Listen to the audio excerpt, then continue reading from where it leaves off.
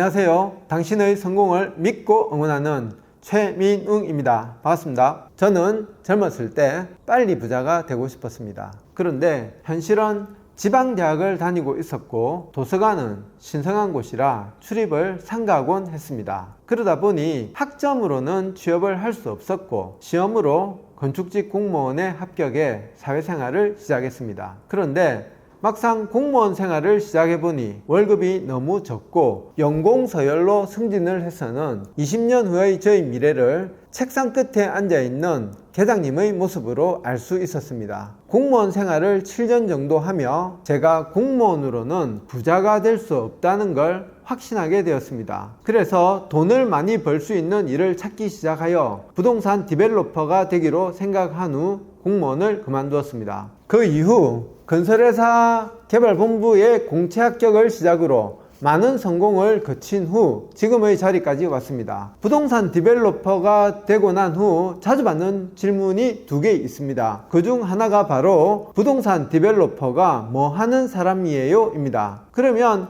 일반인들에게는 그냥 부동산 개발업자라고 하면 대부분 바로 이해하십니다. 그러나 건축이나 부동산 일을 하면서 부동산 디벨로퍼가 되고 싶어 하는 사람들은 부동산 디벨로퍼가 실무적으로 어떤 일을 하나요? 라고 저의 역할을 묻는 질문을 합니다. 그러면 저는 저희 실제 역할이 무엇인지 설명해 줍니다. 먼저 부동산 디벨로퍼는 개발 사업을 위해 특수목적 법인인 SPC 시행사를 만들어 부동산 개발 프로젝트의 중심에서 토지 확보부터 공사비 정산까지 프로젝트의 모든 부분을 책임지고 결정짓는 건축주 역할을 한다고 말합니다. 그러면 생각보다 많은 사람들이 건축주라는 단어에만 집중해서 사업이 간단해 보인다며 자신도 부동산 디벨로퍼가 되어 큰 돈을 벌어보겠다고 이 일에 뛰어들려는 분들이 많이 봐왔습니다. 경험이 없으신 분들은 검색으로 알 수 있는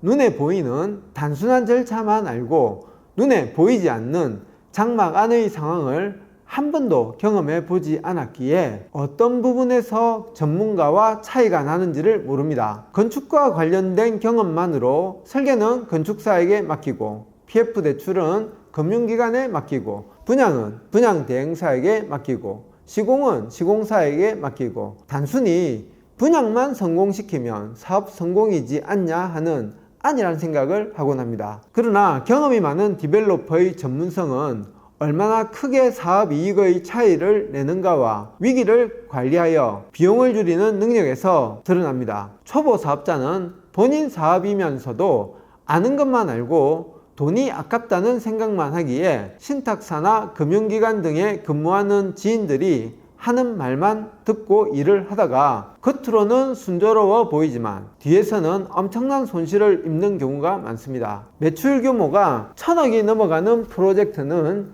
작은 이슈라도 잘못 관리하면 눈에 보이지 않는 손해가 아주 크고 돌이킬 수 없는 경우가 많습니다. 저는 7년을 공무원으로 근무하며 건축 허가 업무와 부동산과 관련된 다양한 업무를 담당했었습니다. 그럼에도 전문 건축사들의 실력에 감탄하곤 합니다. 저는 건축공학 석사이지만 현장에서는 원가 절감을 위해 건축팀장의 말을 경청합니다. 저는 부동산학 박사입니다. 그러나 저는 분양대행사의 조직과 능력을 신뢰합니다.